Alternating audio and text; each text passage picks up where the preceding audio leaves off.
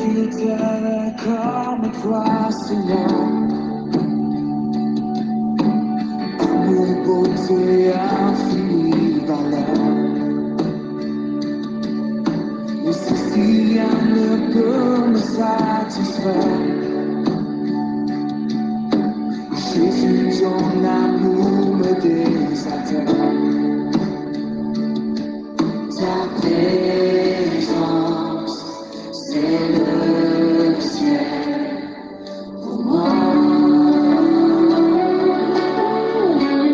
Alléluia, ta présence me désaltère.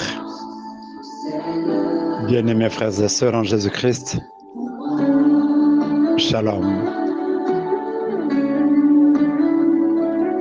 Nous sommes le peuple de la patrie du Dieu éternel, du grand roi par-dessus tous les dieux. Bien-aimés, il est important pour nous, en ce jour, de nous incliner devant lui. Un, parce que nous avons été créés par lui. Deux, pour lui. Et trois, à son image. Le repas qu'il nous a préparé ce matin est déjà prêt. Et je nous invite à le partager avec joie. Nous allons lire 3 textes bibliques. Ésaïe 43, de 16 à 20. 2 Corinthiens 5, 17. Apocalypse 21, 5. Afin d'entrer dans l'étude qui consiste à connaître la personne clé par laquelle Dieu fait de nouvelles et merveilleuses choses. Nous sommes à l'époque de déchristianisation, c'est-à-dire le monde actuel fait en sorte que nous ne comprenions pas la vraie place et le véritable rôle de Jésus dans la Trinité. Ésaïe 43, 16, 20. Je lis au nom de Jésus. Ainsi dit l'Éternel, qui à travers la mer a ouvert un chemin et dans les grosses eaux a frayé un sentier, qui fit sortir les chars et les chevaux, l'armée et ses guerriers. Ils se sont tous couchés et ne se relèveront pas. Ils se sont consumés, se sont éteints comme la mèche d'une lampe. Ne vous rappelez plus les événements du passé. Ne considérez plus les choses d'autrefois. Je vais réaliser une nouvelle chose qui est prête à éclore. Ne la reconnaîtrez-vous pas? J'ouvrirai un chemin à travers le désert et je ferai jaillir des fleuves dans la steppe. Les animaux sauvages, les chacals, les autruches célébreront ma gloire, car je ferai jaillir de l'eau dans le désert, des fleuves dans la steppe, pour abreuver mon peuple, celui que j'ai élu. Gloire au Seigneur. Cette prophétie est confirmée parce que l'apôtre Paul va écrire aux Corinthiens, dès que quand quelqu'un est uni au Christ, quand quelqu'un est en Christ, il est un être nouveau, il est une nouvelle créature. Ce qui est ancien a disparu, ce qui est nouveau est là. 2 Corinthiens 5, 17. Et à l'île de Patmos, un autre serviteur de Dieu, l'apôtre Jean, va entendre la voix lui dire. Alors celui qui siège sur le trône déclara, « Maintenant, je fais toutes choses nouvelles. » Puis il me dit, « Écris ceci, car mes paroles sont vraies et dignes de confiance. » Apocalypse 21:5. Parole du Seigneur.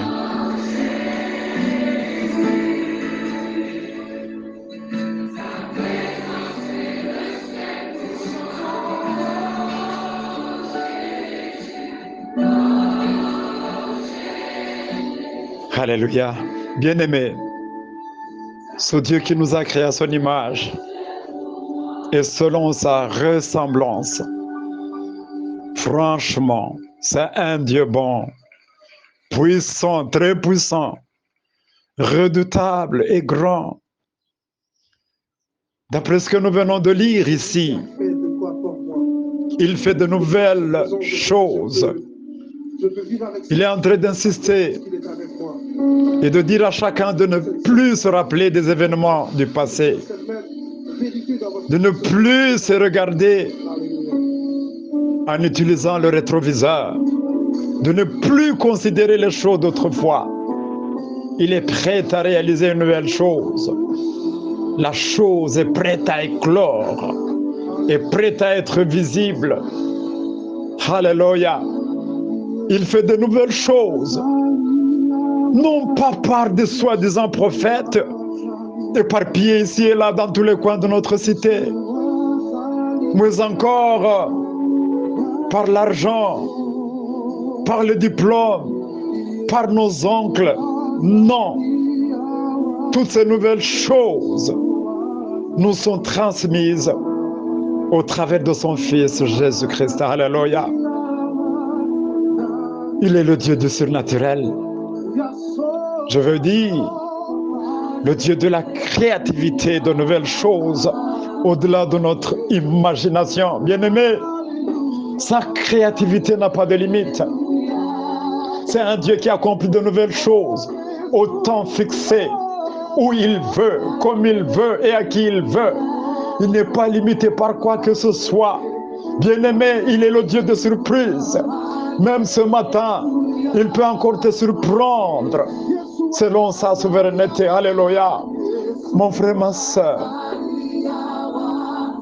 toi qui promènes de regards inquiets, Dieu promet de réaliser une chose étonnante dans ta vie. Je te demande de mettre ta foi en jeu. Sache qu'il est capable d'ouvrir un chemin là où l'être humain dit qu'il est impossible. Il est capable de donner un enfant à une femme ménopausée ou stérile. Il retire quelqu'un parmi les indigents et le fait asseoir. Alléluia, sur la table des grands. Laissez-moi vous brosser un petit témoignage. Un témoignage vrai. Je me rappelle d'une sœur qui a atteint plus de 45 ans d'âge sans se marier, mais avec la promesse de mariage. Chaque fois qu'elle était en prière avec ses frères et sœurs, le Seigneur ne cessait de lui dire, « Ma fille, sois calme, tu auras un bon mari. » Mais ses collègues se moquaient de cette prophétie. Un jour, alors qu'elle est rentrée d'un voyage d'évangélisation, elle prend son téléphone et s'adresse à son pasteur qui était aux États-Unis pour lui donner rapport de comment le travail était fait. Curieusement, ce pasteur était avec un homme de Dieu américain qui lui avait rendu visite. Pendant que la sœur parlait à son mentor, son visiteur entend une voix lui dire, « Après la mort de ta femme, tu as fait beaucoup de temps seul et tu me demandais une femme. » Cette sœur-là qui est en train de s'entretenir avec l'homme de Dieu, elle sera bientôt ton épouse. Curieusement, à la fin de l'entretien, celui qui a entendu cette voix n'a pas attendu. Il va dire au pasteur, Puis-je avoir l'identité et les contacts de la sœur avec qui vous étiez en train de vous entretenir? Pour vous épargner des détails, cela fut fait dans quelques mois après. Le mariage eut lieu entre cet homme de Dieu américain et cette sœur. Chose étonnante, à 53 ans, alors que la science a un autre discours sur ça, cette sœur donna naissance à son premier fils. Je dis bien à 53 ans. Écoutez, la Bible contient beaucoup d'exemples de nouvelles choses faites par Dieu. C'est le cas par exemple d'Abraham, qui n'avait aucune idée qu'un jour il sera appelé par Dieu le père de la foi. 2. La naissance d'Isaac par un papa âgé de 100 ans et une maman de 90 ans est une chose qui est au-delà de ce que la science dit. Le déluge à l'époque de Noé était un fait nouveau. Cette libération étonnante du peuple d'Israël de la captivité en Égypte est parmi la liste de nouvelles choses. Lorsque ce peuple traversait la mer Rouge sur un chemin sec, c'est incroyable. Même dans le fleuve Jourdain, sur des pierres bien arrangées, c'est incroyable, bien-aimé. Anne la stérile, dont Pénina se moquait toujours, a finalement donné naissance à un Samuel dont Dieu voulait prophète et juge en Israël. Frères et sœurs, Marie qui a enfanté notre Sauveur Jésus n'avait pas connu un homme sexuellement comme d'accoutumé, mais cela a été fait, c'est nouveau. Le premier miracle fait par Jésus dans les noces de Cana, de l'eau transformée en vin, c'est nouveau. L'ordre est donné au flot de la mer, alors que les disciples criaient la mort, et ces flots s'étaient calmés, c'est nouveau. La résurrection de Lazare, n'en parlons pas. Écoutez, je ne peux pas terminer cette liste de nouvelles choses que j'ai lues dans ma Bible sans devoir évoquer l'incarnation de notre Seigneur. C'est quelque chose qui est au-delà de la pensée humaine, de l'intelligence humaine. La mort, la résurrection et l'ascension de notre Seigneur Jésus sont des événements inconcevables, incompréhensibles par l'intelligence humaine, mais que Dieu a accompli. Alléluia. Bien-aimés frères et sœurs,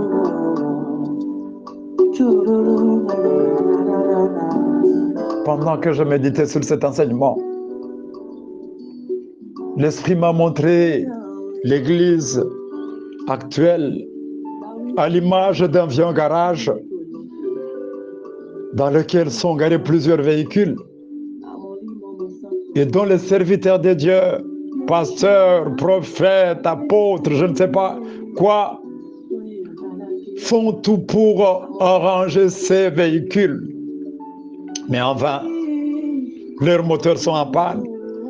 Et voici que le Seigneur lui-même accepte de se mettre en tenue de mécanicien pour venir la réparer, la transformer, la guérir. Bien-aimé, la délivrer afin que les frères et sœurs aient un nouveau témoignage. Là où tout semblait être comme une vallée d'ossements, le Seigneur ramène la vie, donne les nouveaux nerfs et les nouveaux muscles. Un corps sans vie est en train d'être reconstitué. Des cœurs devenus comme des immondices sont en train d'être nettoyés afin que le Seigneur, le Dieu de nouvelles choses, trône en eux. Alléluia. Eh bien, le Dieu du surnaturel, par son amour immense et sa bonté, est en train d'opérer des choses et des choses. Il est en train de remettre à nous de nouvelles choses. Premièrement, il est en train de renouveler la foi de ceux qui lui appartiennent. Deux, il donne un nouveau statut à certains de ses enfants. Trois, il exécute une nouvelle alliance avec toi et moi. Quatre, il est en train de nous guérir de nos maladies, tant spirituelles que physiques. Cinq, il nous fait sortir de nos éternels problèmes et défis, de la servitude, du célibat, du chômage, de la dépression, de la fatalité, de la frustration et du stress. Et écoutez son secret. Je parle de Dieu, le Dieu du surnaturel. Il dit, ce que vos yeux n'ont point vu, ce que vos oreilles n'ont point entendu, ce qui n'est point monté dans vos cœurs, c'est ce que j'ai préparé pour ceux qui m'aiment.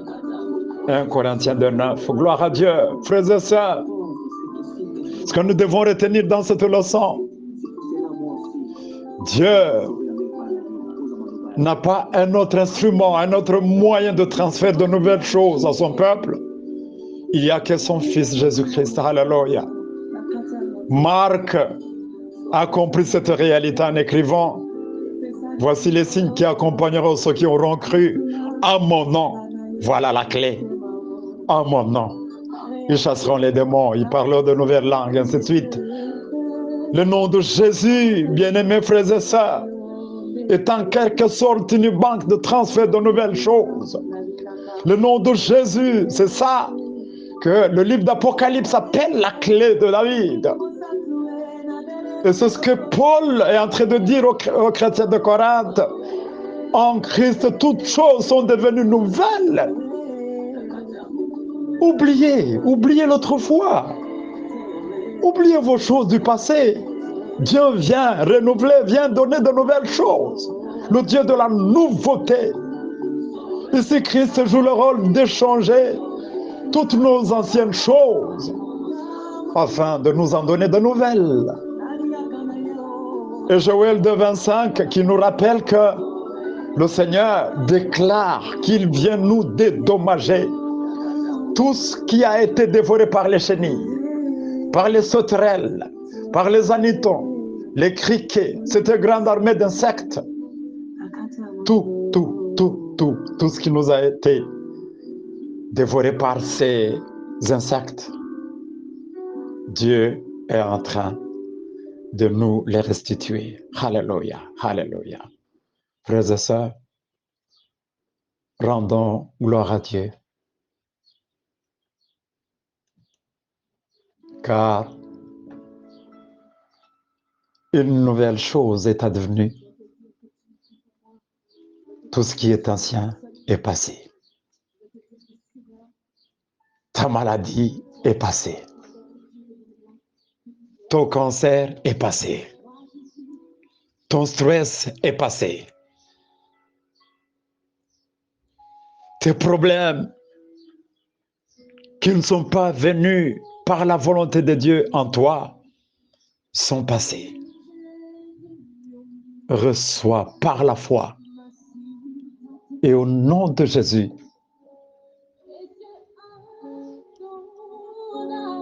une ou plusieurs nouvelles choses qu'il a décidé de te donner ce matin. Que notre Dieu soit béni pour ce message. Amen. Changer ma vie, et Dieu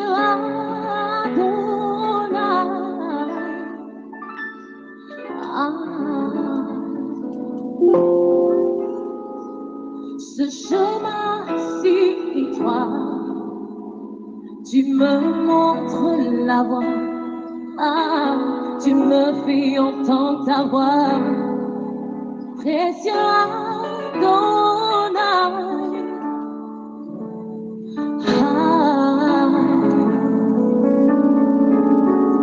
Tu me guides.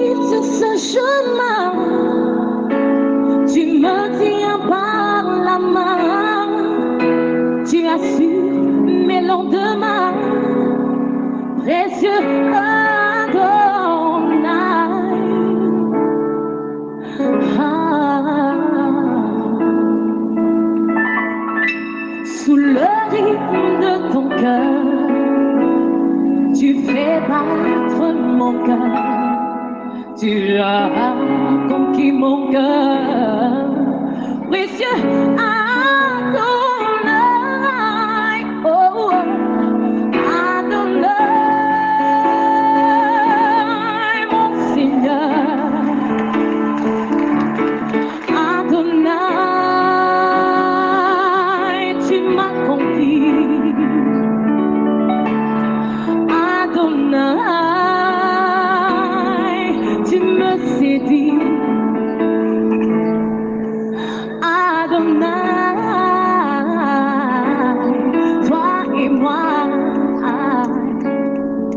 pour l'éternité, nous sommes unis. Adonai.